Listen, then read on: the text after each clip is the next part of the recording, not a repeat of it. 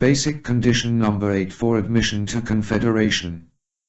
That the state has the death penalty option in its laws. A. For anyone who rapes a child.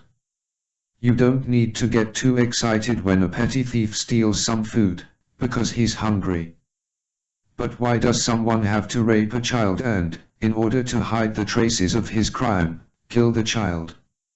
Even rape itself is not to be tolerated, and even less so is the killing of a previously raped child, women. So, there really are crimes that must be so qualified that the perpetrator must be sentenced to death, and it is high time that all countries of the world return the death penalty to their criminal laws. Some philosopher said that the unsaid also exists in the said. In the done there is also the unsaid. If someone considers nations that allow blood revenge to be primitive, let them think that a nation that allows blood revenge is, unconsciously, on the right path of not tolerating evil beyond the sense of tolerance. In order for no one to have to resort to revenge murder, an uncorrupted judiciary is necessary, and before that, uncorrupted investigative bodies of a criminal act. B. For anyone who kills a human being out of selfishness. A corrupt judge must also be convicted of murder out of self-interest, as well as corrupt investigative bodies, who put an innocent person to the death penalty, out of self-interest, in order to hide the real culprit through investigation and conviction. C. For anyone who kills a human being out of jealousy. Murder out of jealousy must not be condemned otherwise than with the death penalty, because no person has to live with another, whom they do not like as a love or family partner, and can go far without killing. D. For anyone who kills a human being out of revenge.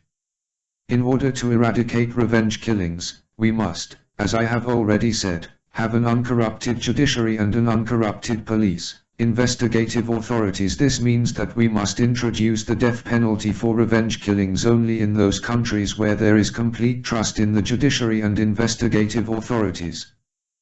This trust must not be doubted until the people of the country, through a referendum, in a percentage higher than 75% of the voters, 3/4 of adult citizens, qualifies him as honest, non-corrupt, undoubtedly. With a corrupt judiciary and corrupt police, investigative bodies, of the state, no state can introduce the death penalty in the codes. The basis of order in the state is an honest police and an honest judiciary.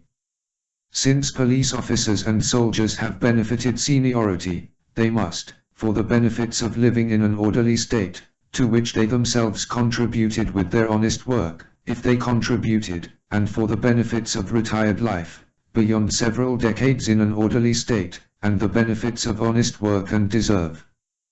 E. For anyone who kills a human being according to a custom of a tribe, nation or state.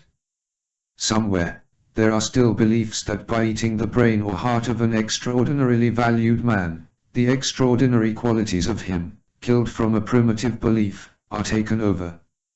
F. For anyone who gets a person under the age of 21 hooked on hard drugs.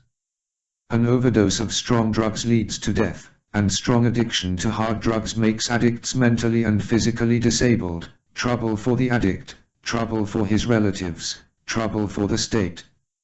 If someone, out of his own stupidity, falls into a strong addiction to hard drugs, he should be allowed to enjoy hard drugs at the expense of himself and his family, relatives and friends. But as a disabled person of any kind, he should not be charged to the state. Not in any variant. If there is money for drugs, there is also money for detoxification, addiction treatment. Or not. Let's not go into details.